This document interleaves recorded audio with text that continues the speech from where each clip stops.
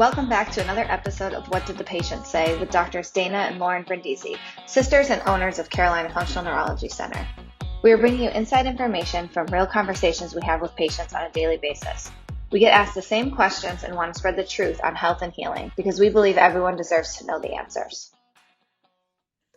Hi, everyone. Welcome back to What Did the Patient Say?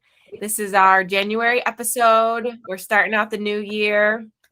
I'm Dr. Lauren Brindisi, and this is Dr. Bianca Miret, and we are part of Carolina Functional Neurology Center. Today, we're going to be kind of getting back to basics. We want to explain, especially for a lot of our new followers, what functional neurology is, what functional medicine is, kind of talk a broad spectrum about what functional healthcare is, and give you guys an idea of the types of patients we treat and the things we do in our offices, so you can get an idea of whether this might be the right fit for you and a right avenue for your health journey. So Dr. Miret, can you explain to us what's functional neurology, what's functional medicine, how do they compare, and how do they go well together? Yeah. So I think a lot of people have heard about functional medicine. It's definitely increasing in popularity as an outlet for or a way to look into healthcare. And now functional neurology, being a newer field, or at least newer on people's radar, is coming into play. And so really the premise of both are the same. One is just more application toward the metabolic side of the body, like interpreting lab work, looking at environmental, that's functional medicine, getting to the root cause of someone's symptoms. Functional neurology is no different, with the goal is to figure out the root cause. It's now looking into the nervous system, and it's taking the parameters of clinical neuroscience and what we understand as the anatomy and physiology of the brain and nervous system, but really tightening those parameters, and now not only assessing the structures of those areas, but now the function. How well are those areas functioning? Yeah. So how do we do that? Can you explain to people, what does that actually look like? Like you said, in functional medicine, we run lab work that, predominantly look at other diagnostics and interpret them with a little bit of a different lens. A lot of times I say, we're not looking so black and white, like, do you fit in this diagnosis or not? I mean, of course, we're doing that, but then we're taking it one step further to say, we're looking at all the gray and we're looking at optimal ranges. So if we do that, we're talking functional medicine, and a lot of that comes from lab interpretation. How do we do that in functional neurology? So what I like to explain to patients, or especially like a consultation, like someone who's like, what's so different? What do you guys do? And I would say it looks similar to a more traditional neurological exam. I would say obviously there's a lot more that we do during that exam. But how I explain it is, we're not, as at eye movements, as you know, eye movements are a big part of our exam. If I'm asking you to look at a target or follow my thumb or something, I'm not just looking at your ability at following my thumb or looking at the target or whatever the task may be. I'm looking at how well is this carrying out? Is there instability in the system? Is the person becoming flushed during it? Does their breathing change during it?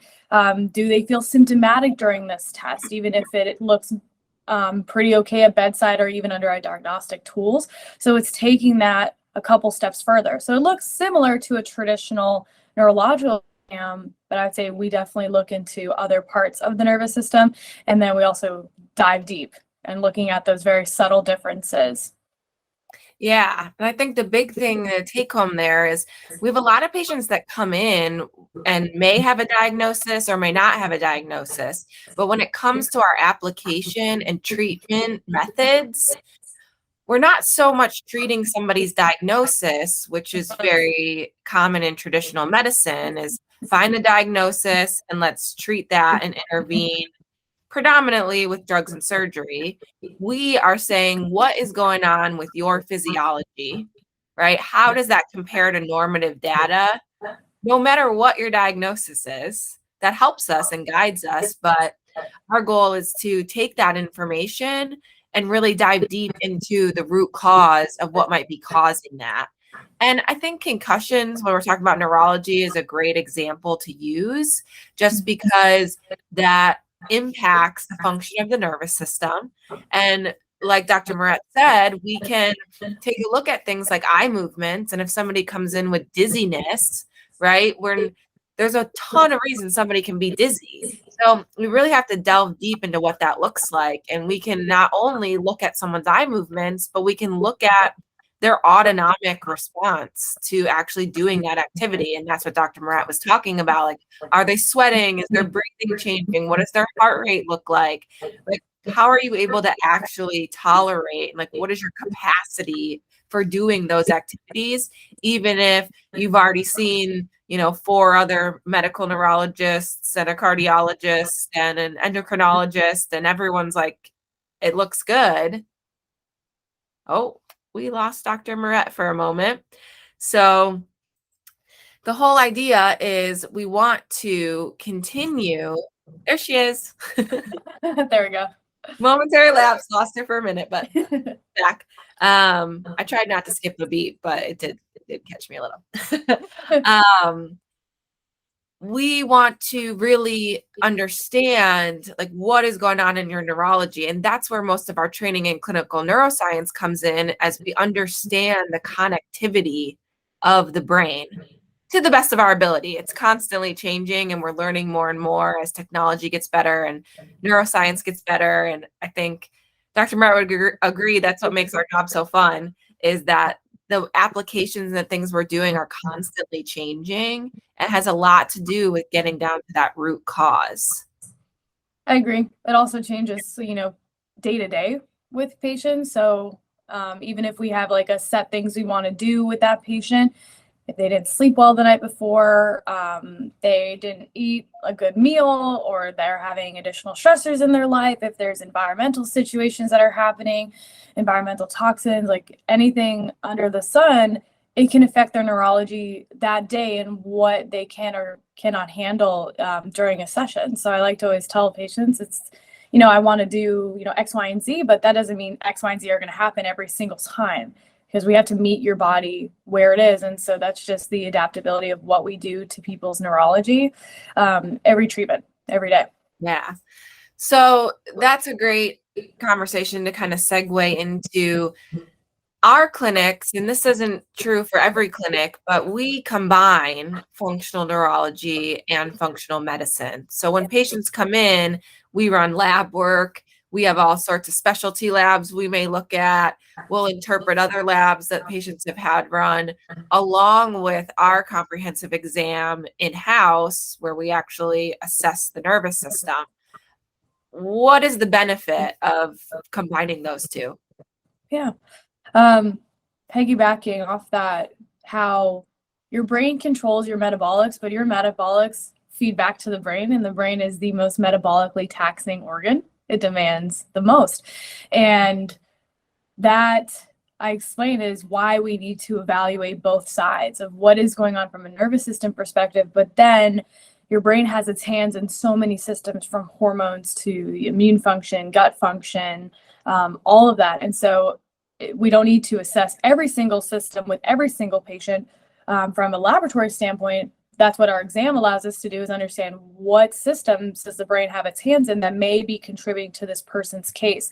And that's why, or where we get a lot of progress and success with our patients, is because we target both at the same time. And that's something that's super important that I like to explain to people, especially after seeing multiple providers. Like migraine cases, as an example, we talked about, the 4 factors of migraine: hormonal, biomechanical, neurological, and metabolic. And everyone's like, well, I've done this diet, and I've done acupuncture, and I've done chiropractic, and then I've done, I tested my hormones and blah, blah, blah. And I've done all these things at different times, and it never made a difference. And what I like to explain is we got to do it at the same time. That's an example of migraine. But I think that's an example with all cases, is you have to address both the metabolics, environmental, hormonal, as well as the nervous system at the same time, and biomechanical at the same time, to feel better.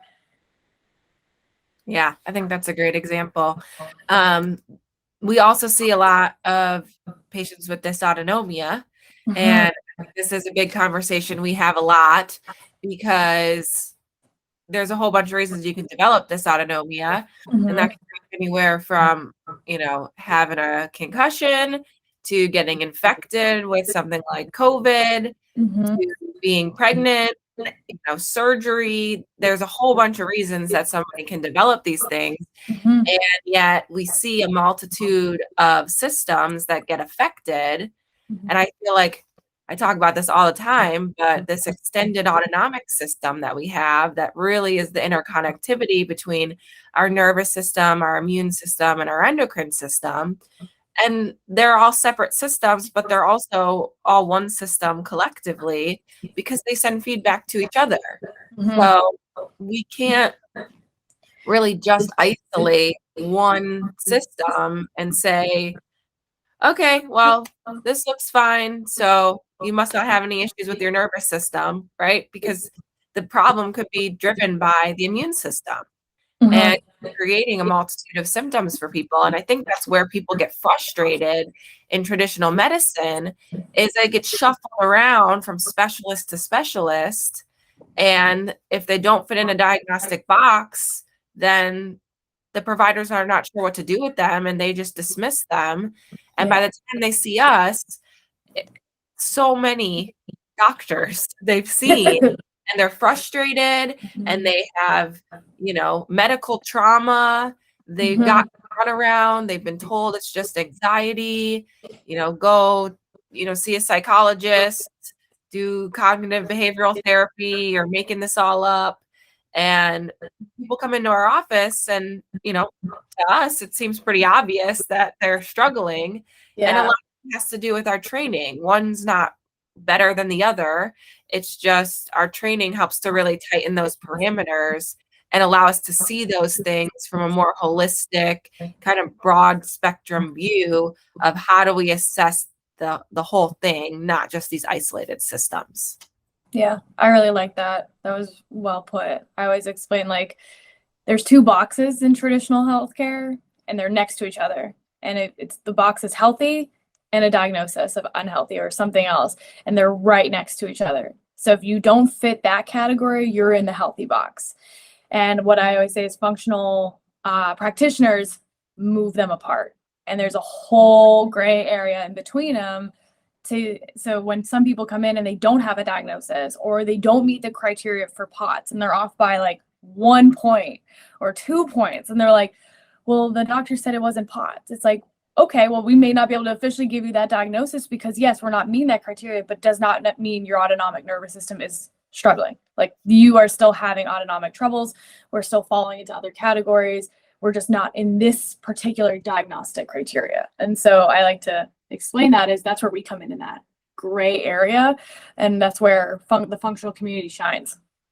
Yeah, definitely. It's kind of like with autism, we changed it to the autism spectrum disorder because it's a spectrum of things. So I feel like a lot of times, especially with the nervous system, these diagnoses just aren't that black and white. And I think your example of how metabolically there's so many different things that can affect the integrity of the nervous system, that these parameters are very wide, really, when we're talking about traditionally. And that scale for people can slide significantly. I mean, people with blood sugar dysregulation, and this is one we talk about a lot, our brain needs 3 things really to stay healthy. It needs oxygen, it needs nutrients like glucose and ketones, and it needs stimulation. And so if someone's breathing mechanisms are compromised for one reason or another, we're changing the integrative state of their nervous system, they can be symptomatic in we could do a test and they could be symptomatic even though they fit well within a normal range. And then same thing for blood sugar. They could have blood sugar issues that are just making their nervous system really agitated, and they could go from lying to standing. They were talking about POTS and autonomic issues. They could go from lying to standing and their tachycardia could be, maybe 20 points, but they could still be very symptomatic at that point because of the overall state of their nervous system. And there's other things that might be driving that dysfunction to actually happen. And that's what I love about what we do, is we just get to take a really comprehensive view, and got to look at it less black and white and really take the context from multiple angles to understand what's happening with somebody. Mm-hmm. I also like the topic of with that is common versus normal. Yeah, I think we just post out like that. Because just because it's common doesn't mean it's normal. No, and definitely not. That was like one of the basis for why Dana and I started this podcast and called it "What Did the Patient Say?" Because we hear the phrase, "I thought that was normal," all the time. Yeah. We were like sick of hearing it, and we were like, we just need to put the information out there. People deserve to understand better these things that they think are common, or the questions that we get asked all the time. Yeah. The general public just deserves to know. So we're going to try to throw it out there, and people can take it as they get it.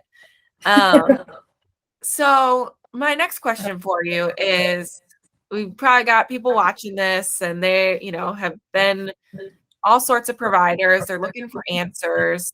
How does what we do fit in with what traditional medicine does? And can these things be complementary to each other? I definitely think this can be complementary. 100%. I do think our world and their world can definitely come together and collide in the best way to really work on getting patients answers sooner, and working on especially individuals who don't fit into those specific boxes, but also then the individuals who work in those specific boxes as well. And so, I mean, just as chiropractors in general, we've come in and helped with just helping people come off or put off like surgeries and medications and stuff like that. And I'm not saying those are bad. Those are definitely needed at a time and place. But definitely I would love to see people come to like a functional doctor as their primary and work, like seeing a combination of primary work with that as their gatekeeper of going like, this is what's wrong. Where do I go from here? And it's like, can the primary or like a functional doctor be the first stop, or does it then need that specialist, outside? Does this need more of a medical traditional route versus a functional? But also, just as an example, like diabetes, type 2 diabetes, this is 100% preventable. This is something that is acquired. This is not genetic. This is just because it runs in families. And this is something I hear commonly. People ask me, well, this runs in my family. It's like, okay, well, where do you learn like your health practices is from, your family, right? That's where we learn all those things, unless you obviously get, go into other avenues of learning. But this is 100% preventable. And this is something that the medical community does a great job once they're to that diagnosis. Like they're already at that point though. But what about the years to get there? Because we don't wake up and have diabetes. That's what I tell my patients. You don't just wake up one day and have diabetes. You don't just wake up one day and have an autoimmune condition. That's not how that works. It's like a fire that slowly burns. And if, this is where the functional community comes in, let's contain that fire and make it smaller so that we're not getting to those diagnoses. Things that are 100% preventable. I'm not saying autoimmunes are 100% preventable. I mean this in type 2 diabetes. Those are 100% preventable. Like those are daily health practices and daily choices to not get to that point. And so providing services like that and education to patients and empowerment of patients with food, like what should be on your plate? What should you be doing in order to optimize your brain function, your metabolic health, your blood sugar regulation, your insulin sensitivity, all of that. So that's just like one example of many, but I think we can work on both ends. We can work on a prevention end, and then we can also work on more of a reactive end. And that's, I think, the beauty of the functional world is we can hit both of those. And so we help both patients, as more the medical traditional model is more that reactive response. And that's great. But I think we can play on both sides of that fence. Yeah, I think that's an important piece is, a lot of people end up in our offices and they've been put on a multitude of medications, and most people are like, I don't want to be on all these medications. What else can I do? And I think that's where the art of this really comes in, and the understanding that your health is a journey constantly, that takes effort. And we've been kind of indoctrinated into this idea, especially in the States, that you just wait to see your doctor until there's something wrong. And this is where the whole world of preventative healthcare comes in. But I think that's what we're really doing as functional doctors, is talking about lifestyle, talking about diet, talking about stress and sleep and all these really important things, and educating patients on how dynamic their body is and their health is, and the things that they can do. That takes effort, right? You can't, there isn't really a magic pill to make a lot of things go away. And those are very important. And it's great that we have the possibility of medication and surgeries when we really need them, but those shouldn't be people's first choices. And hopefully, as the world of functional healthcare continues to grow, and it really is, I feel like, especially with everything that's happened with COVID, people are really like, what else can I do to make myself healthy? Is that these worlds continue to come together so that people really can thrive and not just treat disease. Yes. Yeah. Try to prevent disease. Yeah. That is where we shine. Mm-hmm. Yep. So one last question. What would you say your favorite part of being a functional neurologist is? My favorite part. That's hard. I was actually talking to a patient about this the other day. Empowerment. I like to give back my patients power. And especially, like, as you pointed out, they come into our office with a lot of medical trauma or confusion. Their body's reacting to things. They feel like their body has turned their back on them when that's not the case. Their body is just screaming at them and telling them, I need help. And it's a very confusing time, and they don't, they're bed bound, they're homebound because they're like, I don't know what I'm reacting to. I don't want to leave. And their whole life becomes their diagnosis, or their whole life becomes their symptoms, or their whole life becomes limited. And I like to tell my patients, when we get all this stable, the goal is now what your body can tolerate, where you can push your body and where you need to relax, like what you can do in those moments. And they regain a lot of functionality. They're back, they're not homebound anymore, all those great things. But most importantly, they have their power back. Like, they don't feel like their body is controlling them.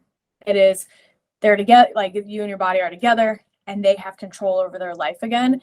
And also empowerment of knowledge through, like, again, daily health practices, toxin overload, environmental factors, like just starting, to kind of like dip their brain into like, what are additional things that are just loading your body every day, and just empowerment back, just like knowledge and power and confidence back again with their body. I would say that would be my favorite to see.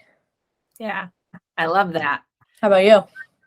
I would say, to be honest, that is exactly in Charlotte. I have one of those chalkboard walls, and really big at the top says knowledge is power.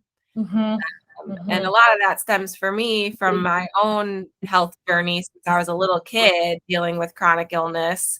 And it wasn't really until I got educated and understood that I could take control of these things. Mm-hmm. And that totally changed my life. And that's the reason I even do this. And what I hope for patients is that through education and through understanding and, helping them and uplifting them to say, you have more control over this than you think. And a lot of that stems from you understanding what you're dealing with and how we can continue to help you manage that. And even if it is something that is, chronic, and there is a level of continuous management and things are up and down, that you still can constantly get better. And will forever be on that journey because of what I deal with. And so I'm right there with you.